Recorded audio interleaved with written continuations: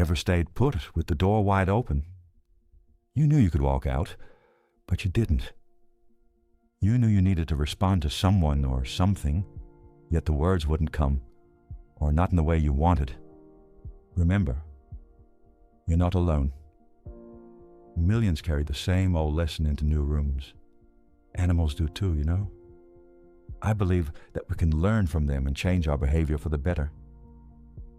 People who know me know this.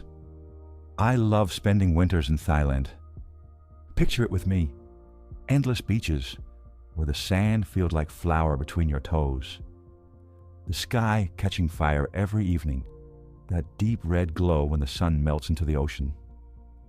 Street food so fresh it makes your taste buds dance. And everywhere you go, smiles. Not polite smiles, but real ones. The kind that make you feel welcome the second you land. Honestly, there's very little in Thailand I don't enjoy. Except for one thing. And it's the thing I can't unsee. The elephants' rides they organize. You've probably seen them. A massive animal, majestic, ancient in its presence, carrying 2, sometimes even 4 tourists in a wooden seat strapped to its back. And in front, sitting high on its neck with legs tucked behind its ears, the mahout. That's the name for the rider, the trainer, the so-called caretaker. Sounds innocent, right? But look closer. The mahout carries a stick, and when the elephant doesn't obey quickly enough, he doesn't just nudge. He prods, he hooks, he drives a sharp metal spike just behind that soft skin near the ear. And if the animal still resists, on top of the stick sits an inverted nail, designed to pierce straight into the skull. Think about that. A nail into the head of an animal that feels a mosquito bite more sharply than we do. That's not guidance. That's torture. And then comes the night. When the tourists are gone, the applause is gone, the money's been made. The elephants are tied by a heavy chain around one foot, fixed to a tree. You see them swaying back and forth. Restless. Unhappy. Rocking in place. Their giant bodies trapped by a chain they could snap like a twig if they only believed they could. But they don't. And here's the question that haunted me. Why? Why does an elephant, a creature that weighs several tons, accept this cruelty? Why doesn't it rip the chain out of the ground and walk free?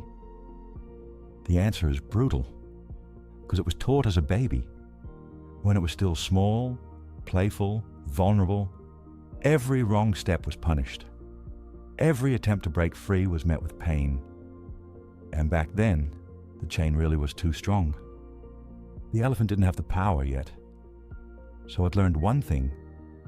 Resistance is useless. And the tragedy, that lesson never left. Even as an adult, with all its strength, it still believes the chain is stronger.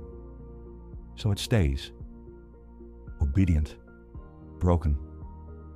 Now let's compare it with us back home. Back home, the scene looks different. No dusty road. No wooden saddle. No hook. Offices with soft chairs and bright screens. Kitchens with the hum of a fridge at night. Living rooms where the danger isn't visible anymore. And still, the same lesson can live under the skin. I learned mine early. Youngest of 5 brothers, a house that could turn into weather without warning. Voices sharp, doors slamming, a baseball bat streaking through the living room with no ball anywhere. If you wanted to make it through, you reacted fast. You stood your ground before anyone asked you to. You spoke louder than your fear, so your fear could not speak for you. It was survival, and it worked. Years later, I carried that reflex into my first big company. Morning meeting, small mistake, a deadline sliding by a day, a line in a presentation not quite right. Before my mind had even arrived, my voice was already there. Quick, firm, too sharp. I can still see the faces tilt up, shoulders inching toward ears, the room bracing for a storm that did not match the weather outside. It felt natural to me, like grabbing a steering wheel when the car moves a little to the left. Except we weren't in a car, we were building something. And that reflex, the one that protected a boy in a noisy home, tightened the air for a team that needed trust more than volume. I met the other side of the same chain in a quiet office on a Tuesday. A woman sat across from me, hands wrapped around a cup that had already gone cold. Her manager had blamed her for something she didn't do. The facts were simple, the evidence was clear, and still she stayed silent.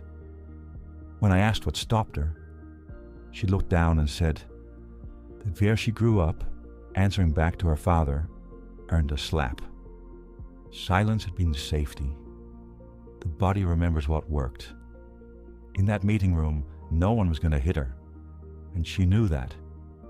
And still the words would not cross the distance between her chest and her mouth. The old door closed by itself. That's how these things travel.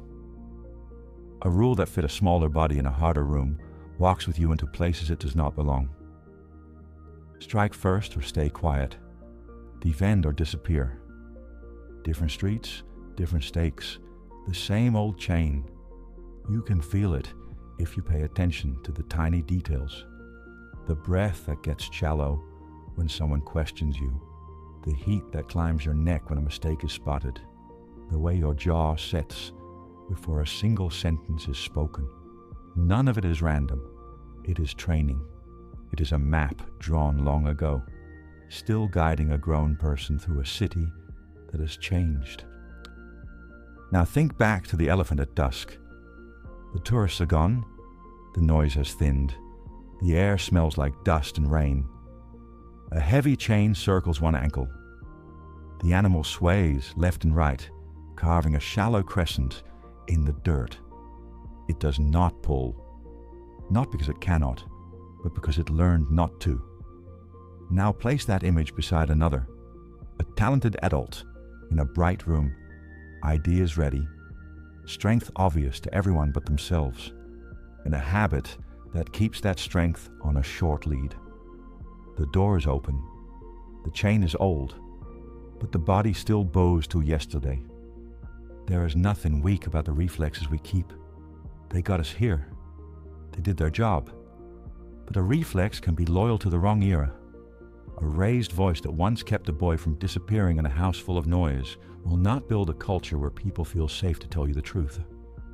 A swallowed sentence that once kept a girl safe at the dinner table will not help her name a false accusation in a room that needs clarity.